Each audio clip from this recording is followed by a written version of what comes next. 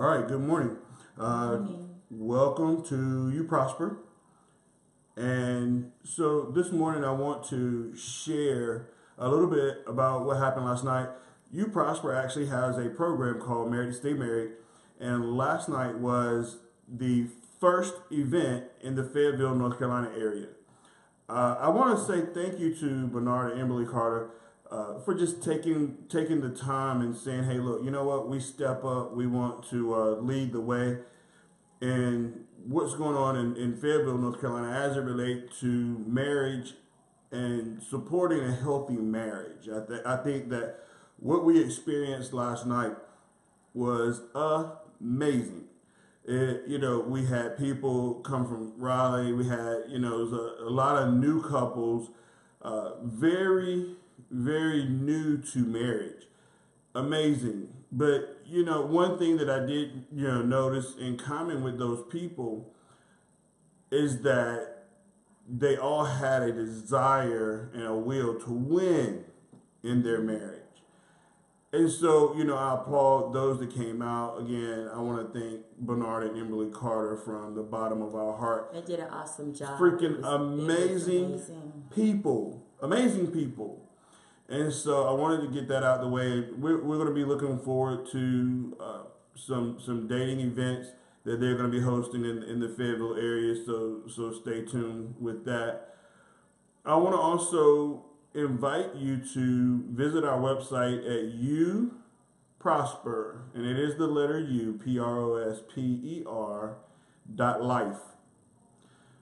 We do, when we do these lives, they actually are going to be uploaded to that website, and you can actually go to the Level Up page and begin to have, if you have questions or some dialogue or some comments, let's talk about it. Let's feel free. We like dialogue. Love it. We like for you to tell us exactly what's what, whether it's something wrong, something right, or even if you have questions, feedback is always good. Welcome. So we know in which direction that we need to go. We are not perfect. We don't know everything, but your feedback is very, very important.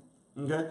So, last week we were talking about the will of God.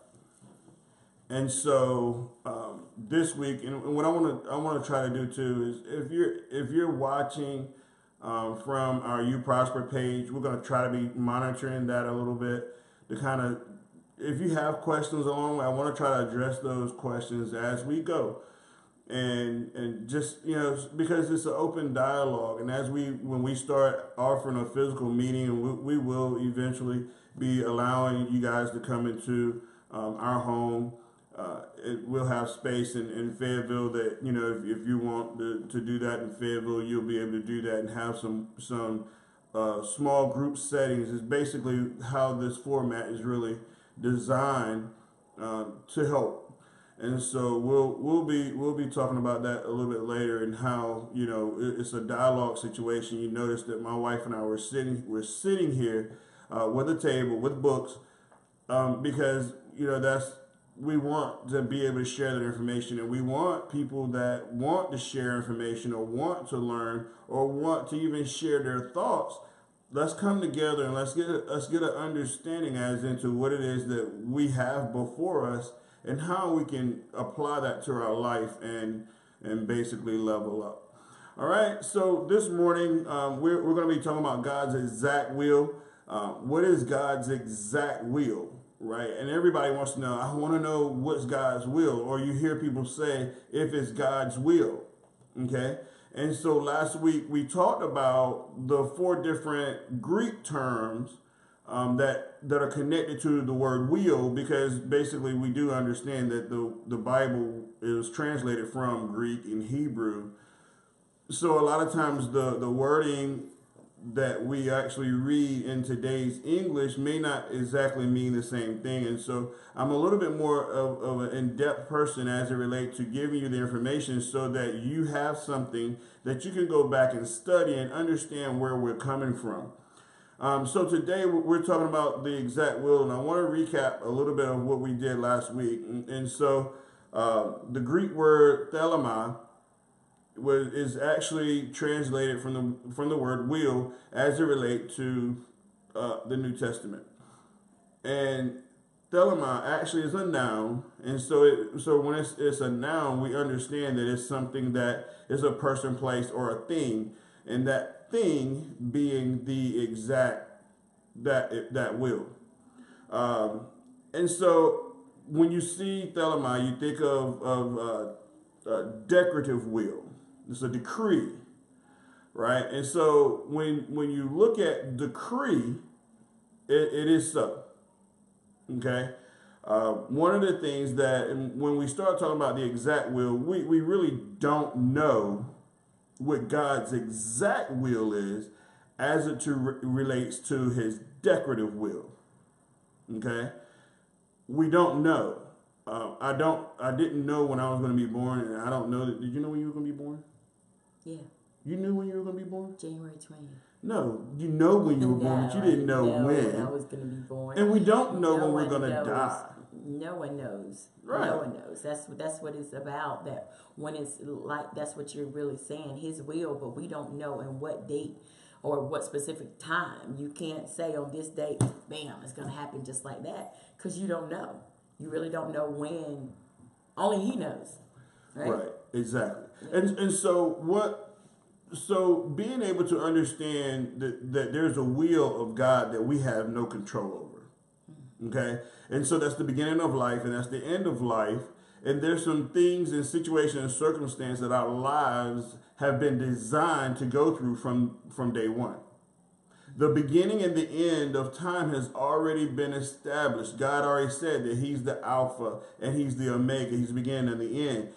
And in the book of Genesis, it also tells us that the beginning and end were already created in the beginning. And so with that being said, there's a decorative will that some of it we do know, because we know that the wages of sin is death. We know that, because we have sin, and that we're gonna have an end. There is an end to this life as it exists here on earth. And so that's the will. We know about that will. But what happens, what is it that's meant for us to go through the course and period of time? What is it meant for us to go through as far as different situations and circumstances? And I do believe that a lot of what we have going on is something that is a result of something that we've done. However, some things are meant for us to go through. Some things we're going to have to experience. We have to experience loss. We have to. That's because, once I'm gone, Kim's going to experience that loss. That's something that she has to go through.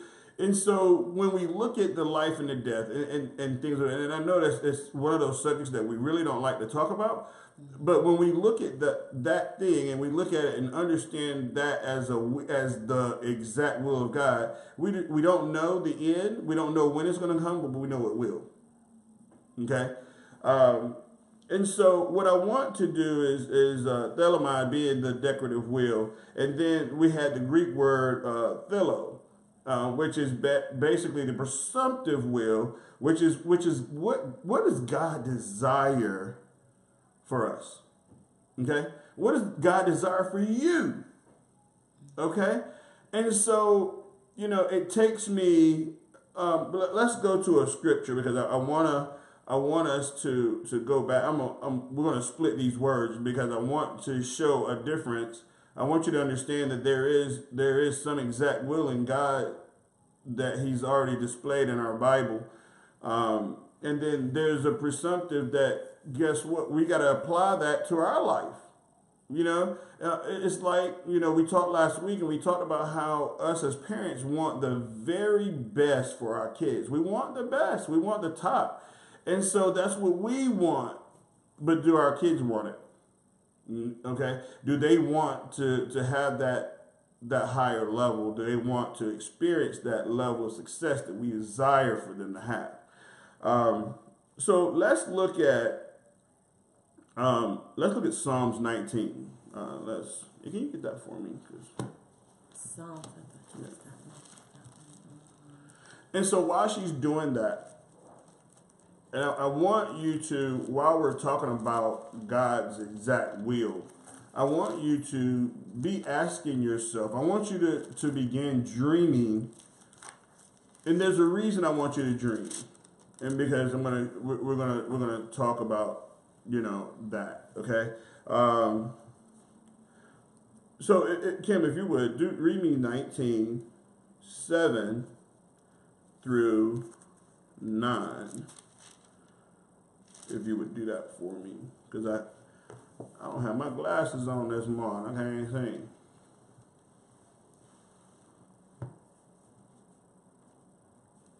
The law of the Lord is perfect, converting the soul. The testimony of the Lord is sure, making wise the simple. The statutes of the Lord are right, rejoicing the heart. The commandment of the Lord is pure, enlightening the eyes. The fear of the Lord is clean, enduring forever. The judgments of the Lord are true, and righteousness altogether. All right. More to be. That's 9. So understand what is, you know, what is God's will. Okay. Let's go back and I'm gonna try to see if I can decipher or read. But it said, you know, that the fear of God is clean, enduring forever, and the judgment is true and righteous. That's His will. Okay. God's law or His will is perfect. Okay. Converting the soul, the testimony. Lord is sure in making wise the simple. Okay, so understanding that, you know, we always say God makes no mistakes, and that's what this is basically saying, is that He's not making any mistakes. The beginning and end has already been created. Okay, I believe that whatever is going to happen in our life as it relates to situations or circumstances, that it's already been predestined for it to happen. It's our response to how we deal with that matters. Okay. Let's go to Jeremiah 29 and 11. That card that was there was there.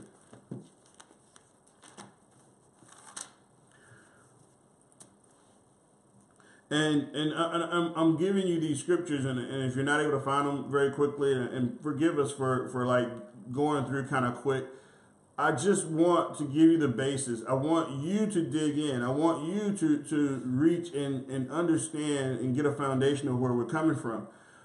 Because a lot of times when we start really dealing with different situations and scenarios, we're just really wanting to dangle a little bit in front of you so that it will activate you to dig, to study. Okay? I'm not one that's going to give you the whole thing. I'll give you a little bit just to get you started, and then I want you to kind of dig it out so that we can discuss it later. So Jeremiah 29 and 11, if you don't mind, I'm trying. For I know the thought that I think towards you, saith the Lord, a thought of peace and not of evil, to give you an expected end. Okay, so understand this, and we're pulling little scriptures out because even though there's a story being told around it, you know, Jeremiah was talking to the captives. It was a letter that he had sent to the captives, but, you know, he was speaking on God's behalf. Okay, and he basically says, "I know what you're thinking."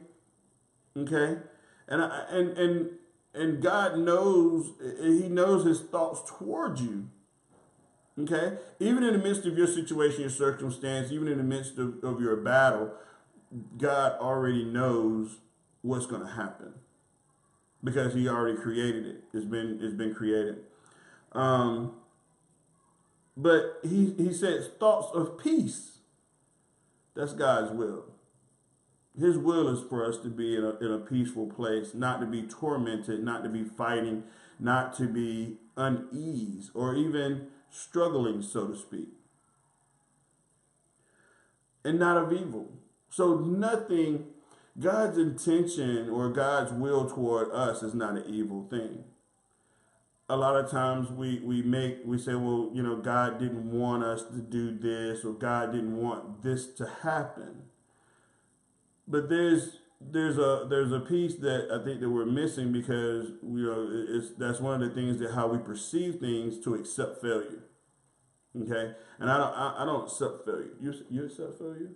No, it's not. No, it's not. You're not accepting failure, when you say it wasn't meant to be, it wasn't in God's will. Well, really, it's in His will. He didn't allow it to happen for a specific reason, and in doing that, and in Him not allowing it, and not allowing it not to happen for a specific reason, is because that's His will. He had already knew in which direction He was going to take you. We just look at it as, I know me personally will look at it, well, God didn't want that, so that won't mean.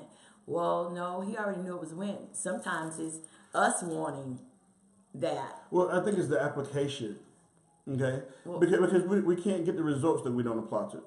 well, yeah, we don't. So we don't apply, and we don't apply if we don't apply to it the right way and effectively. I mean, like if we go and we do something that don't work out, that is the first thing we holler. Well, it wasn't meant to be.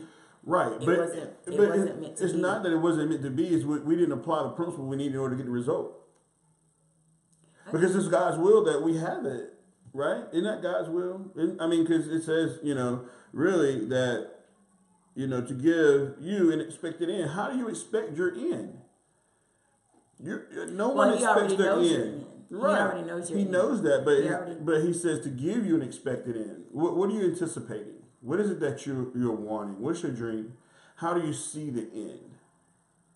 Because you're gonna, it's a fight to get to that place that you want to be. But God's saying He already knows. He already knows what your thoughts are. He already knows, and it's one of those things that I think that it's a fine line. Yes, do we accept the fact that, okay, you know what, it wasn't meant to be, but principles are principles. And if you're not applying the principle, just like the principle of a man that doesn't work, don't eat.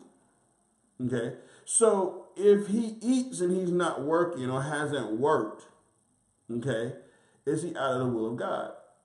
Because God already established in His will that if you don't eat or you don't work, you don't eat. And so if you understand and look at things that you are not able to or haven't been able to accomplish yet, okay, ask yourself, have you worked toward that? Have you deserved that? Have you put in the work that you need to get that? Or Well, none of us deserve it. no, But I know what you mean when you're saying putting your time in, so per se, to be able to accomplish. Because of course we know it's not gonna fall out the sky. It's just not gonna happen just like that. But that goes into play with faith. Faith without works is dead. You can expect all you want to, but if you're not working and applying those things that you need to do in order to get where you need to get to, and you're expected. That's a will though. He said you can have faith, but if you don't put no work to it. So now let's go back. Let's say, hey, look, I wanted this, but it didn't happen this way. So you ask yourself the question, what didn't I do? Right. What didn't I do to what principle, or what didn't I do to apply this in order for me to get what I'm desiring accomplished? Because obviously there's something that you didn't do, and we don't see it all the time. We don't see as what we didn't do. We always say, it was somebody else, or it was this, or it was that. But in the end, you missed the step. It's just like a step, right? In fixing a cake, or the main in fixing bread. The main ingredient when you're fixing a loaf of bread is yeast. If there's no yeast in that bread, you can put all the flour and water and whatever thing else you did, but guess what? That bread will not rise because that main active ingredient is missing. Right. So and that's basically how I see. If you say, well, I guess it wasn't God, it wasn't meant for it to be. God didn't mean for me. Yes, He did mean for you to have it, but you got to put in. If you don't sow your seed, you cannot expect to reap a harvest.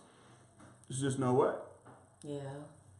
Yeah, you have to sow your seed. You have to sow your seed. You have to water your seed. You have to believe. You have to nurture that seed, just like a flower, right? You sow the seed of a flower, or if you have a flower, not a flower garden. Yeah, flower garden, even a vegetable garden. You can put that seed in that ground, right? But without watering it, without taking care of it, pulling the Put some dead roots fertilizer and on it. stuff and all that stuff that you do. I don't have a green thumb, but putting all that stuff around it that it needs to require to nurture it, then guess what?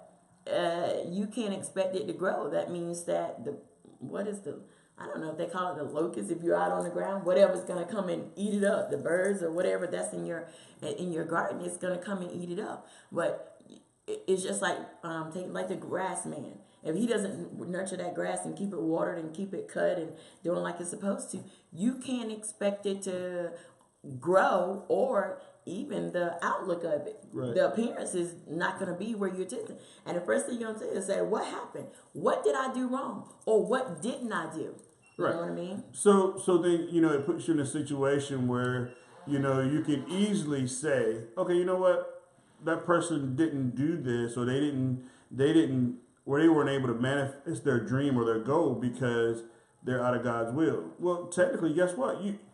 You are out of God's will. If you're expecting something and you haven't done anything to move that in that direction for that result, you are out of God's will. You're thinking out of God's will because, again, the faith without works is dead. That's a willeth scripture that we see here. And so with that being said, let's go to Psalms 37:4. I think this scripture is a very it's a very, very, very familiar scripture. And so let's look at that. Okay. 37:4, delight thyself also in the Lord, and he shall give thee the desires of thine heart. Okay. So if you delight yourself in the Lord, okay. So what is delighting yourself in the Lord? We're gonna in a further study we'll start talking about how do we please God. What is it that we have to do in order to please God? What is it? What are our duties as it relate to being a follower of Christ? What are our duties? What are we required to do? Okay. And so, but if you delight yourself in delight thyself also in the Lord. Okay. Also, and I never really looked at the also, so I'm going to have to go back and understand. Well, what is delighting yourself? What is the we're term? Right. In delighting yourself and putting yourself, I don't want to say before Him, but doing the things that He asked us to do. There's several things He asked us to do. There again, is taking these steps. Is putting what we need to do. Is studying, reading, applying the principles that He has given us in order for us to move forward to get these desires that we want to get accomplished. Right. It's just merely going and you know what, I'm trusting and all those things you got to do in the midst of that, and showing love, and this is the small things that you're doing, and not necessarily mean that you have to, well, if I don't do this directly, there's more, I guess that the cliche, there's more than one way to skin a cat. There's so many different principles that you can apply to get yourself where you need to be. It's just not based on 2 or 3 certain things. There's a lot of things that you can do in delighting yourself. Is, again, delight yourself, again, having faith, but you got to work. You still got to put the work in. Delighting yourself, you still got to put some work in. It's just not going to fall in your lap. You still got to do those things, and continuous, and they have to be repetitious, going on and on and on. Persistent. It doesn't stop. Consistent. It doesn't stop. I think a lot of times what happens is we start applying some small principles, and we're expecting an immediate instant gratification. It's not. It's a process. It's a process. It is a huge process. I mean, I guess I look at it, you can ask for want or desire such small things, but in that small things, it could be a extended process. Right. You, just like you get a new job, right? You go on your new job, and and they can show you. You can have 1 or 2 weeks of training if that's what they do, and then they let you go in the field or whatever that you're doing, and they're expecting you to go and to produce whatever that you're going to produce. But hey, you don't get it just like that. Right. It's a process. The more and more you do it, the more and more you apply the rules and learn the terms and conditions of your job, the better that you get at it, and then the next thing you know you got it all together. Right. You know. Right. So let's talk about and he said he give you the desires of your heart. So this goes back to me telling you to dream. What are your dreams? What are you dreaming? Right? Because the thing of it is, if you can think it, and then you can place it in your heart, and it becomes something that you have of passion, that becomes your desire. So there's a part of your will that God actually will give you, and it's the desires of your heart. Is it in your heart enough? Or is it in your heart? Do you have that will? Do you want it bad enough? You gotta want it. If you don't want it, you gotta want it. I don't care what you say. I can want it for you. But you gotta want it, and you gotta do those things. You gotta go out. I don't know. My grandma say, "Go out in the field and plow." You gotta do those things right. If you want your crop to grow and want it to grow and to be whatever, blossom it to be whatever you want to do. I can want it for you. Someone else can want it for you. But until you go out there, first you gotta want it, and then you go out there and apply those principles and do what you need to do in order for that crop to grow. It does no good. Right. You can talk, you can do all the things you want to. I can believe for you, but you got to catch on it for yourself. That's the kids. Right. We can want them to have good grades. We can want them, to do upright. We can teach them. But guess what? As they get older, a 2-year-old, even Gracie, when her mind is made up that she wants something, she's gonna get it. She's gonna get it. I'll probably give it to her though. Yeah, I know that, but it's still a process, and she's determined. Well, if I can't get it this way, I'll either go ask G, I ask Pop, or she asks my mom Jay. Either way, she's gonna go all the way around until she gets exactly what she wants, because she has that determination, she has that zeal, she has that want. That's her passion. I'm gonna get whatever it is. 9 times out of 10 is something she ain't supposed to have, but she's desiring it to get it. Right. Yeah. So understanding that, I want you guys to dream, because God wants you to have it. Even back in Jeremiah 29, he was saying that it's going to be okay. I want you to be at peace. I want you to be successful. God doesn't want you to fail. It's not God's will for us to live in lack. It's not. It's just not. It's not. Right. That's scripture, man. It is. He came that we have life and have it more abundantly. What's that abundant? Abundance is not always monetary. It's not. Abundance is in all that Everything. We do. So it's not just particular the house. Abundance in money, passing over money, the houses and the cars. It's beyond that. It's the job. It's the things your careers, the things that you desire that you want to do. All that is abundance. So it just doesn't narrow it. I guess some, not everyone has that tunnel vision. It's just money. Right. And don't get it. Money. We need money, but there's things beyond money. You know what I mean? I like the things that money's able to do. Of course, it's not we all necessary. do. Yeah, I like to be able to give it to somebody and watch them smile. You know what I'm saying? Yeah, I like that smile thing. But you just don't want people to think that it's just based upon money. It's not based about money because it's not. Abundance is in everything. Because understand this: your desire could be a better marriage. Your desire could be to be a better father, a better mother. Yeah. Your desire is not just about having a stack of cash or man or woman, and just being yourself, just bettering yourself, being a better person. Just that in general.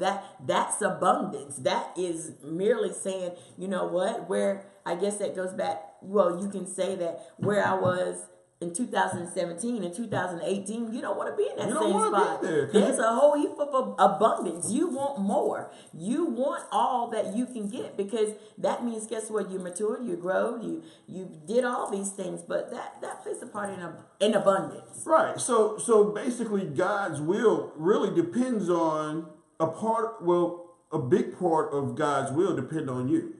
We already know what God's will is, as far as, it was His will for us to be here. There's a reason that each and every one of you are here today. It's a reason. Yeah, we have a purpose. We have a purpose. You right? have a purpose. And so your purpose will be fulfilled at some way, shape, form, or fashion, because that's God's will.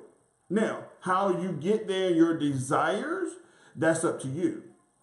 That's going to be up to you. He'll give you the desires of your heart if you apply the principles that He's already established. If you want to eat, you got to work. That's just point blank. And so, my desire back in 2013 was to be more financially sound, because our finances were jacked up. Okay, and so I couldn't wait. It wasn't, it was one of those things. Have faith and wait, baby. Have faith and wait, baby. What am I waiting on? Okay, and a lot of times we're waiting on God, and God's really waiting on us. You can have faith, but you got to do something. You got to do something. With that faith. You got to do so something. it's not saying that you don't stop. You just don't have faith. No, you got to have faith. You got to apply something more with that faith. You got to put some work again. Because your faith didn't fall in It didn't fall in His lap. It just didn't say, "Oh, babe." He didn't say, "Oh, Kim, I got faith." Yeah, babe, I believe. I believe in what you're believing in. I believe in those dreams.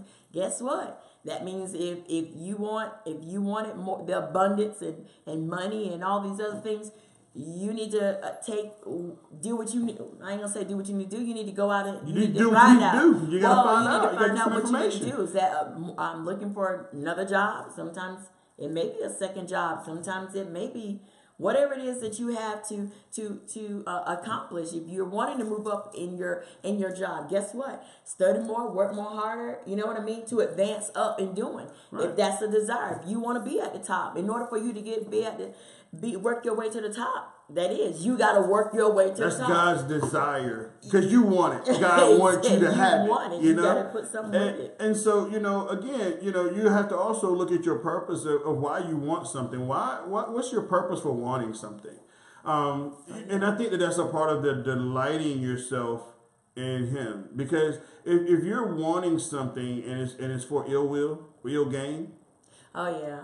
That's not God's will. Yeah. That's not because we can want things now for the wrong reason. For the wrong reason. Premeditated. It's almost. You know what? I want it just because. I don't know. I want it because Sally Sue got it. Right.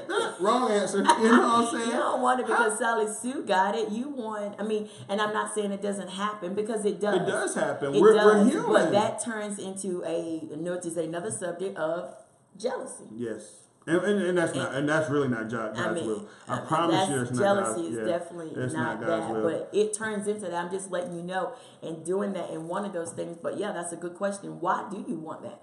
Why if what you're wanting, you ask yourself the question: is what I'm wanting, is the desire that I am wanting, getting me to the goal where I need to get to? Is it getting me to reach my dreams? Is it getting me to be successful in the ways that I want to be successful? If it's doing it to bring Sally Sue down, or doing it that makes Johnny Joe mad. But you know what? I'm almost kind of like feeling some kind of way, because I look at right now, like I'm just having an application moment. So I'm looking at it from a standpoint that I have a desire, right? Mm-hmm. And God also has that desire for me to acquire that desire. Mm-hmm. But if I don't do what I'm supposed to do in order to get there, how does God feel?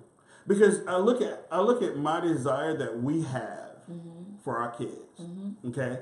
And when they don't reach, or they don't do the things that put them in the place of what my desire is for them. Right. I know how I feel. How I've been making God feel. Like, does He look at me like, are you kidding me?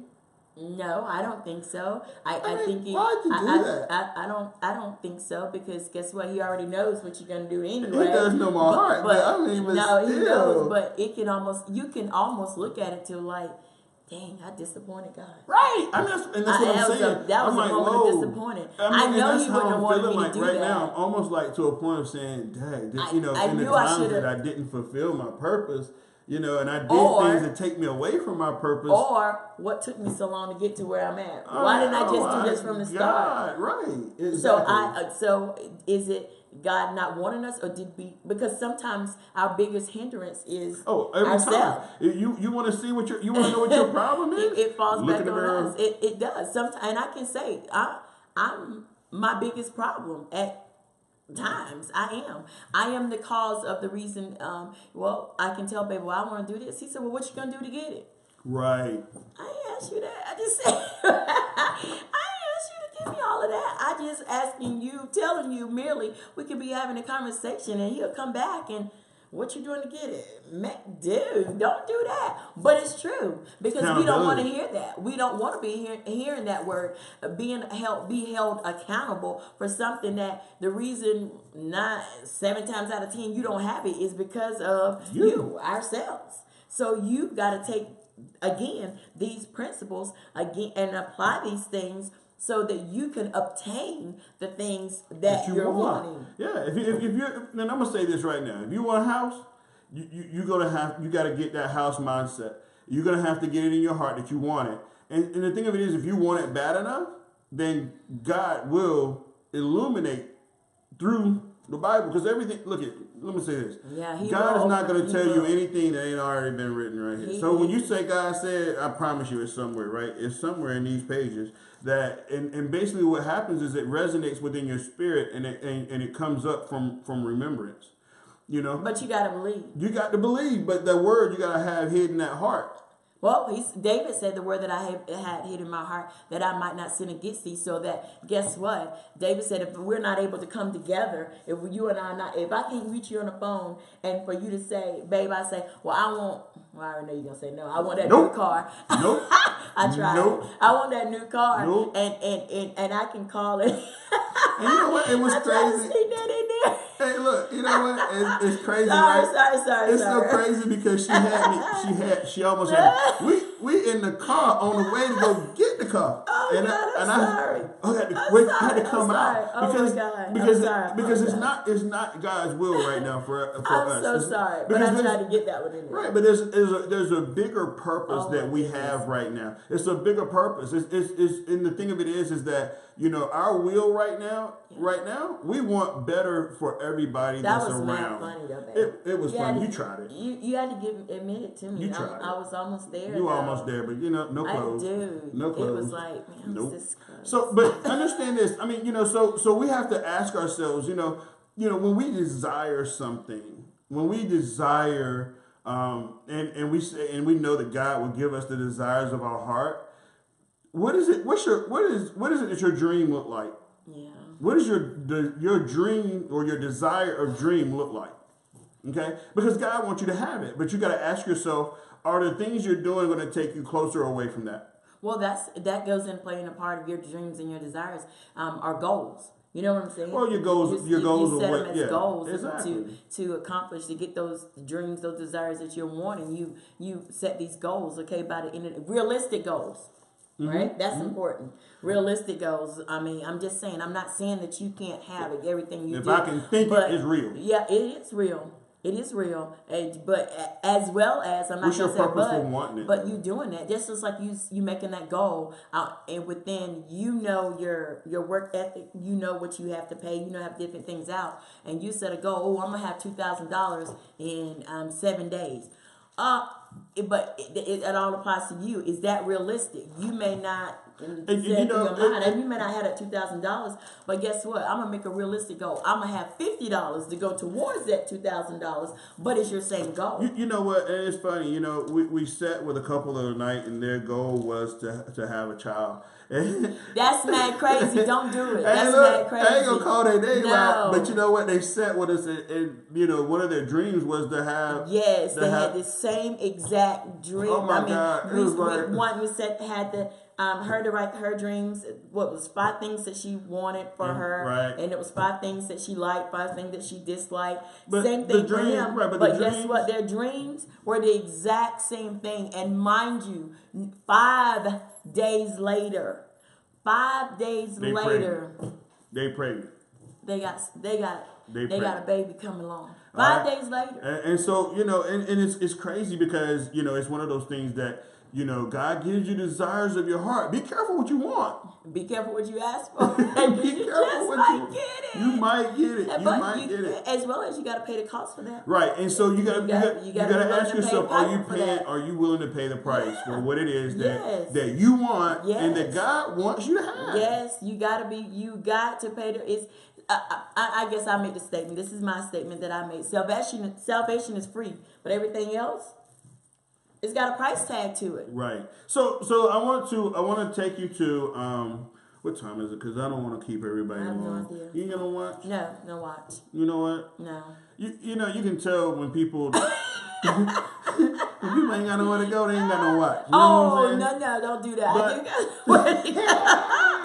But anyway, so here I want to take you to John 10 and 10 because John 10 and 10 is another real popular scripture, and it's in red because it's words of Christ.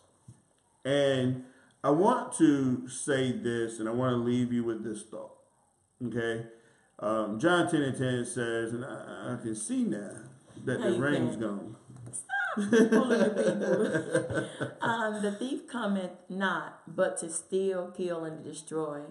I am come that they may have life, and they have it more abundantly. That's what we talked about. Here, that is the will. This is what Christ, this is what Jesus came for. This is what he died for. This is what he hung, bled, was tortured, and died for. Yeah, and the first part is important as well. That the thief devil comes cometh to steal, not. That's the only reason he comes is right. So don't get mad at him. You're saying the devil, but it says thief. Okay, thief. All right. The so thief. The people that like to steal and take stuff from you and stuff steal, like that, kill, and destroy. And understand that we say it's the devil, but really the thief. Okay. Who is the thief? Okay, and I'm gonna say not just who is the thief.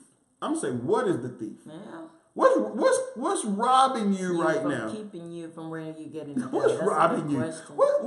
Who's stealing your dream? Who robbed me from getting that car? Was it a thief? No, it was in reality that robbed you. You know what I'm saying? I'm sitting here like, who robbed me? Who robbed me from getting the car? And I asked myself, we halfway there, and I had to call the guy. I'm like, look, man, I ain't coming.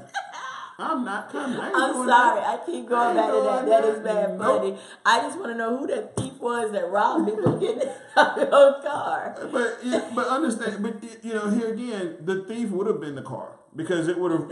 Yeah. Because it wasn't at that appointed time. It wasn't right. It wasn't benefiting us. And I get when someone has an opportunity for you to capitalize on it, and we could have done some things and made it work. But I think that when it's a struggle. It's not. It would have been a struggle, but it's the right thing. Understanding what's right. And so, is this something that's going to take us away or put us closer to our dream? So that falls in the category of the thief. Right. So, because that thing could have came in, it could have presented a situation of stealing from us, or it would have stolen, or would have destroyed something. Yeah. And so, but we understand that the reason that Jesus came. Okay, and he even says, that you might have life, okay, and that's life here on earth as well as life as it relates to your spiritual life, that you may be able to live forever, through the Spirit, and that you have it more abundantly. Because does that fall in the category? I think it falls in the category of stealing your joy, taking away your joy, taking away your happiness, taking away of your being persistence, taking away of your little as to a smile. Something took away your smile. It took away that zeal that you had. It stole it. It drained it, or whatever it did. It took it away. So it then became dormant. It didn't. So I'm gonna say this. Don't allow the thief. Yeah. Because the whole thing of it is that, there are people out there that don't mean you any good. There are people that are spectating your life and trying to plot and figure out how they can cause you to fail. Yeah, they're out there, okay? But we have to also understand that Jesus died that we may have life and that more abundantly. I love the more abundantly. I mean, I know that, guess he died, humbly died for, remission of our sins. That whosoever believeth in him shall have everlasting life. I got that. That's great. I like the more abundant. Because abundant means that, I'm more than a conqueror. It gives me all this additional... Abundance is in everything. Abundance is the word of empowerment. Yeah, that's to it. empower. Abundance means you think of abundance, you think of a whole lot. I think of the gas pedal. Dude. Gas pedal. I'm just... getting it, But, and so here, I want to wrap up today, and I want to say that it's God's will. It is God's will for you to have those desires that you want. It really is. You have to apply. Just know there's some instructions. Just like if you want to install or put that new new faucet in the sink, there's some instructions that come with it to make you have that water flow, to make that water flow the way it's supposed to, the water pressure and everything, hot, cold, whichever one. Mm-hmm. There's certain things and certain steps you have to take in order to do it. Again, the word process. It's a process. Right. So I want to encourage you to dream today. Not just dream, but dream big dreams. Mm-hmm. Okay? Dream big dreams. Because God does want to give you... And never stop dreaming. Never. Don't allow anyone to steal your dreams. Don't let steal anything that's getting you to where you need to be. The only person that can stop them is you. You. Right? Okay? So don't look here. Don't. It's no one has no more power than you give it to them, right? Right. And so, I talked about, the other day, the 3 G's. And one of the 3 G's was guard. You got to guard yourself. Mm-hmm. Because somebody's trying to take a little bit here and there, guard yourself. Yeah, they'll work their dream within you. Yeah, exactly. Because they're wishing you to. How you gonna work your dream through me? Yeah, and I'm doing it. Right. And I'm letting you do it. Right. I'm a thief. You're keeping me from getting where I need to be because you're robbing me. Yeah, and I'm working your dream. And the bad thing about it, you know what it is, and what's crazy, and they get all the benefits. Right, but they robbing you, and they don't even have a gun on you. You volunteered. You did your services. You tried it. Yeah, you did. All right, so guys, we love you guys, and we love you all. And look, it's exciting. It's a good word. Right, God's will. We're gonna see you next week, and no, I will see you next week. Yeah, that's true. Oh, my dude's going out of town, so I'm gonna be watching though. You know what I'm saying? I'm gonna be watching. I'm gonna be watching. I'm super excited for him. He's one of the top. Ain't no. I'm just a scrub. Look, you know what? Okay, he's one of the people that is going out. He's gonna be in Florida. We're gonna be in Florida, in Tampa, Florida, at the Camping World RV Show in Tampa, Florida. Look, if you're in Tampa area, come holler at me. You know what I'm saying? Really? Yeah, because you know what? Hey, look, make dreams come true. You know what I'm saying? Hey, look, we do make dreams. Look at it. Don't you want an RV? You tried it. You tried it. But you know what? Hey, look. Trying to buy RV. But look, tune in next week. I promise you, because I've been looking at what she's laying out as far as where we're going. And the reason we're dealing with wills because we want you to understand that it's not meant for you to struggle. It's not meant for you to have lack. It's not meant for you to be in a current state of mind that you're in. And it's not okay. It's time to snatch that back from the thief. Yeah. It's time. It's God's will. I promise you. John 10:10. Let that be your life this week. All right. We love you guys. Love you guys. Have a great week, and we'll see you next week. All right. Bye-bye.